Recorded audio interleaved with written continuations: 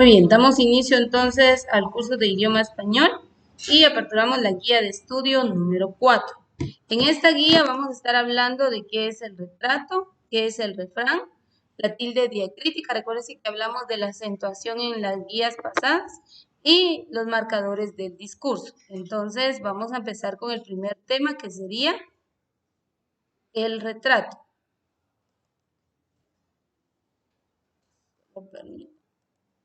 Bueno, dice. Frisaba la edad de nuestro hidalgo con los 50 años, era de complexión recia, seco de carnes, enjuto de rostro, gran madrugador y amigo de la casa. Un retrato, dice, identifica las características físicas y morales de un personaje. Nosotros cuando utilizamos el término de retrato, cuando decimos retrataron a una persona, ¿qué es lo que estamos diciendo? Que intentaron hacer una copia de los rasgos faciales, del rostro, del cuerpo completo de alguna persona. Y a eso nosotros le llamamos retrato, ¿verdad? Regularmente pues ese trabajo lo hacen los pintores y el pintor lo que quiere es obviamente plasmar en un lienzo una figura igual o lo más parecido posible a la real. Entonces el retrato, mire, es una expresión escrita. El retrato es la forma de identificar características físicas y morales en un personaje.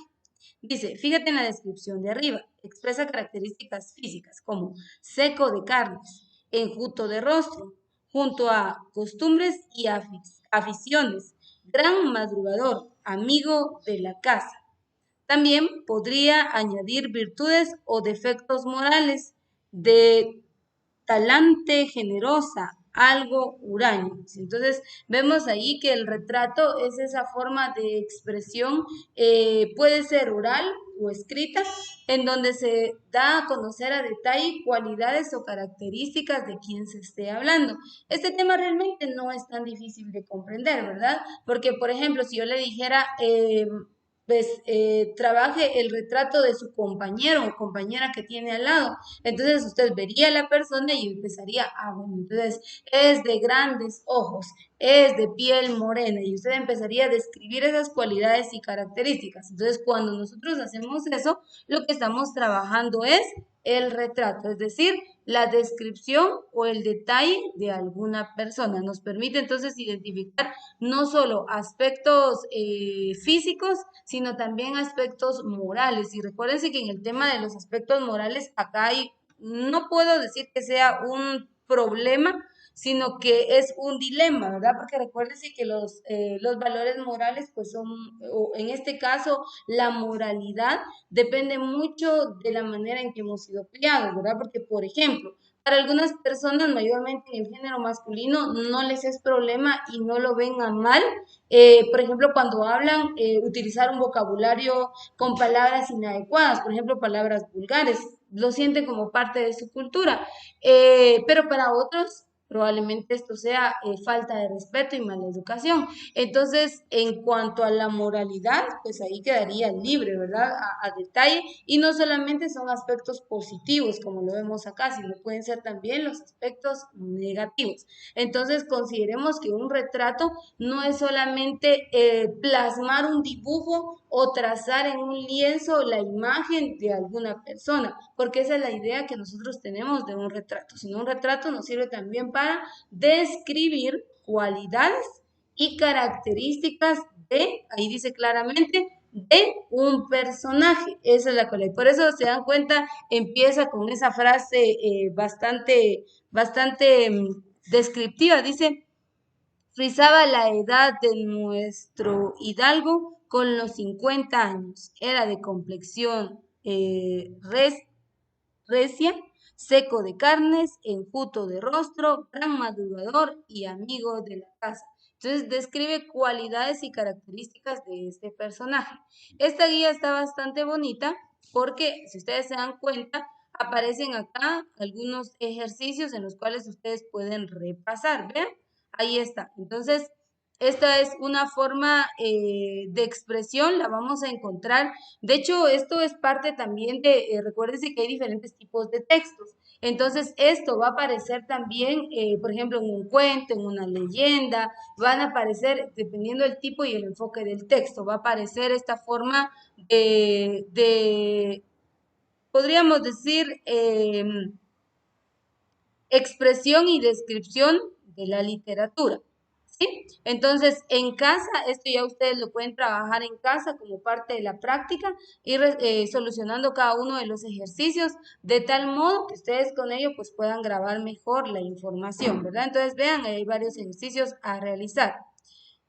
El siguiente tema es el refrán. ¿Qué es un refrán? Y aquí sí ya vamos a empezar a trabajar todos. Dice, decimos que los autores de la narrativa del siglo de oro español hacían uso de los refranes en sus textos. Un refrán, vea, aquí está, es un pensamiento breve, sacado de la experiencia, que nos enseña o aconseja. Por ejemplo, es, esté tomado, esté tomado de don este tornado o tomado, ustedes, no logro ver, tomado de Don Quijote. Dice. Bueno, la verdad no está tan claro ese, vamos a buscar otros. Dice, a Dios rogando y con el mazo dando.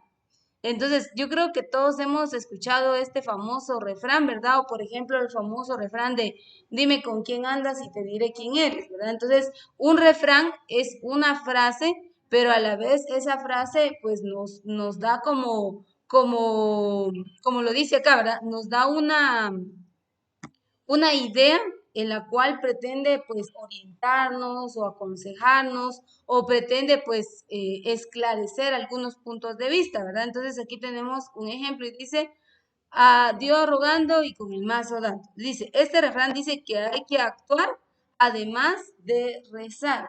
Es decir, que por eso vemos anteriormente en la descripción nos dice que un refrán nos va a orientar en cierto punto, nos va a enseñar, nos va a aconsejar. Y algo muy curioso de los refranes es que si usted ve dentro de podríamos decir, dentro de las distintas edades, son personas mayores de edad las que utilizan los refranes. Un joven no va a utilizar un refrán para expresarse. Es muy raro pues ver esa característica, ¿verdad? Que un joven sea el que dentro de su vocabulario esté este tipo de frases de tal modo que pueda aconsejar, enseñar o persuadir a las personas, ¿verdad? Entonces, este refrán es muy bonito porque es muy cierto.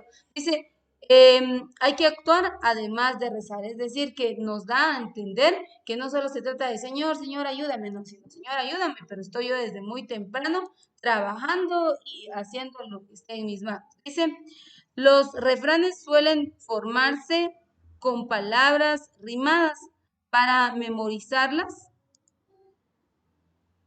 fácilmente y algunos forman oraciones unimembres. Dice, a buen amigo, buen abrigo. ¿Sí? Entonces, este es otro refrán. Bueno, algo muy importante también es que recuérdese que todo depende del contexto también, ¿verdad? Entonces, a buen amigo, buen abrigo. ¿Qué quiere decir esto? Que si usted tiene buenas compañías y tiene realmente amigos, pues entonces usted va a tener un apoyo, usted va a tener un sustento, va a tener alguien que le proteja, a eso se refiere. Entonces, los refranes como les digo, no son muy comunes, por ejemplo, entre los jóvenes hoy en día, ¿verdad? Eso no es muy común de ver. ¿Quién inventó los refranes? Los refranes son dichos populares anónimos, es decir, no se sabe el nombre de la persona que los dijo por primera vez. Se transmite generalmente de forma oral, unos se los cuentan a otros y así se recuerdan. Por esta razón, algunos cambian las palabras según el lugar. Por ejemplo, aquí vemos uno y dice, a caballo regalado, no le mires el diente, dice este, pero el otro dice, a caballo regalado, no le mires el colmillo. ¿Qué es lo que está diciendo? Que si a usted, por ejemplo, le regalaran el día de hoy, qué sé yo, una bebida, usted no va a decir, ay, esta me regaló. No, ¿verdad? No tendría sentido porque se la está regalando. Entonces, todo lo que viene de gratis, ay, qué bonito, gracias, y uno tiene que tomar una actitud diferente, una actitud distinta. Entonces, aquí vemos el origen de los refranes y es cierto. De hecho, son muy pocos los libros en el área por ejemplo, acá hablemos de idioma español. Yo no sé si ustedes recuerdan, pero en los libros de la primaria, y si recuerdan, si estudiaron en escuelas de gobierno, en los libros de primaria, en la mayoría, en donde divide las unidades, aparecía un dicho, un refrán, aparecía una reseña, algún cuento o algo. Entonces, ¿por qué? Porque esto es parte de nuestra cultura. En Guatemala, mire, pues le voy a mencionar algunos refranes populares de Guatemala.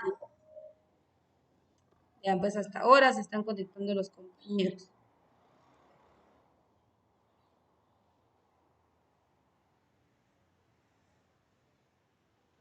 Hay muchos refranes y como ya vimos, la idea del refrán entonces es aconsejar o enseñar. Por ejemplo, camarón que se duerme, ¿qué?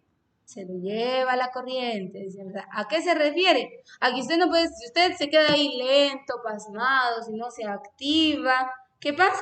Viene otro más vivo que usted y pasa arrasando con todo, a eso se refiere. Entonces, en su mayoría, como vemos acá en la teoría, la mayoría de refranes son orales, es decir, que no los encontramos en una fuente bibliográfica, escrito por tal personaje, porque ya vimos que los autores son anónimos. Dice, de tal palo, tal astilla. ¿Qué es lo que está diciendo? Que se parece a su progenitor o su progenitora. Eso es lo que le está diciendo. Ah, si así es el papá, así va a ser el hijo. Eso es lo que está diciendo.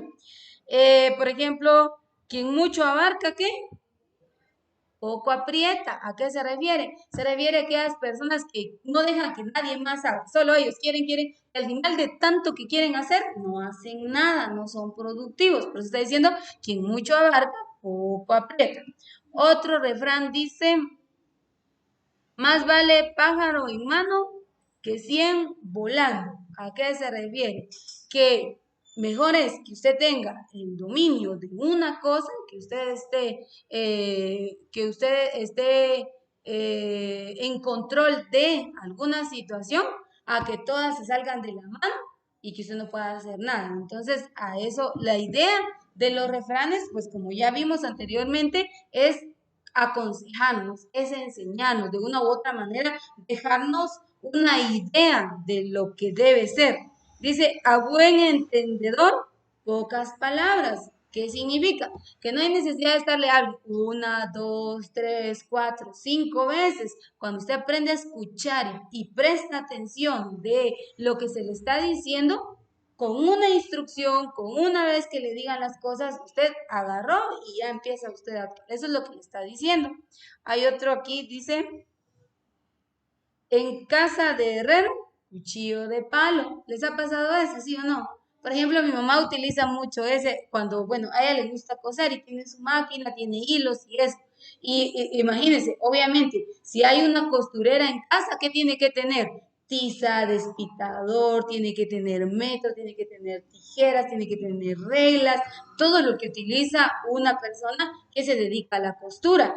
Y en algunas ocasiones ha sido difícil encontrarle sus tijeras y ella se molesta y dice, ¿y dónde están mis tijeras? Pero si yo aquí tengo mi caja y nadie tiene que tocar. Entonces utiliza ese refrán y dice, en casa de herrero, cuchillo de palo. Por ejemplo, yo no sé si a usted le ha pasado, yo lo he observado, por ejemplo, he visto casas donde trabajan en la carpintería y bueno, uno dice, trabaja en la carpintería, su casa tiene que estar llena de muebles, así bien bonita, y cuando usted ve, no es así, entonces ahí se cumple, de que tienen el recurso, tienen los medios, pero no los emplean para su propio beneficio, por eso está diciendo en casa de herrero, cuchillo de palo. Y el último dice, al mal tiempo, ¿qué? Buena cara, es lo que está diciendo este refrán. Lo que le dice es que aunque bueno, la situación no esté tan buena, esté un poquito difícil, esté un poquito complicada, ¿qué es lo que usted tiene que hacer? Verle siempre el lado positivo, no solamente tomar una actitud pesimista o una actitud de fracaso, una actitud de ya no puedo, no voy a seguir adelante. Entonces, se da cuenta, se cumple lo que dice la teoría respecto a los refranes. Ahora mire, dice el mensaje de los refranes. Cada refrán lleva un mensaje que tenemos que interpretar. Aquí queda mucho a nuestra interpretación. Mire, por ejemplo, este dice, por la boca muere el pez. ¿Qué, qué entendería usted de esto? A veces como que se nos olvida y nosotros mismos nos sucede esto, ¿verdad? Decimos algo o hablamos algo que no teníamos que decir y nosotros mismos nos comprometimos. Por eso dice, por la boca muere el pez. Dice, no conviene hablar más de lo necesario. Hay que aprender a ser prudentes. ¿Qué hablamos y con quién hablamos? Porque muchas veces nos soltamos a decir cosas y las personas pues solo están ahí captando, captando como un radar. Pero cuando nosotros menos lo esperamos, es lo que utilizan como herramientas para poder afectarnos. Entonces tenemos que ser muy sabios, tenemos que ser muy prudentes respecto a con qué tipo de personas yo voy a hablar. Miren, este otro refrán dice, bueno, este ya lo habíamos visto, a mal tiempo buena cara, vea, dice, en casa de herrero cuchillo de palo. A veces falta algo donde nunca debería faltar, ya les dije eso, ¿verdad? Hay que saber sobrellevar los problemas, en el caso de al mal tiempo buena cara. Y aquí aparecen algunos otros refranes en los cuales usted va a tener pues darles su explicación, ¿verdad? Entonces dice, esto lo vamos a trabajar a continuación porque de ahí me quedarían dos temas más en donde nos va a hablar de la tilde diacrítica, que es el tema que vamos a ver la próxima clase, y las palabras comodín. Esto lo vamos a estar viendo en la próxima clase. Ahorita vamos a trabajar un ejercicio acá en el salón y para los que están en línea, de igual manera, pues van a trabajar el ejercicio. Entonces vamos a pausar acá. Este material es, se dan cuenta, pues su resolución está más clara. Yo les ofrecí modificarles un material, entonces si en el transcurso de esta semana tengo acceso al libro, yo se los voy a estar modificando, que es el material de la guía número 3, que está un poquito borroso, pero es por la resolución del documento al pasarlo digital, ¿verdad? Ahí sí ya se aclara mucho porque el libro está en letras celestes. Entonces, voy a tratar la manera de modificarles este material. Entonces, respecto a la explicación teórica, nos vamos a detener hasta acá, pero obviamente no terminamos la clase, ¿verdad? Sino vamos a trabajar en algunos ejercicios. Entonces, pausamos la clase en este momento.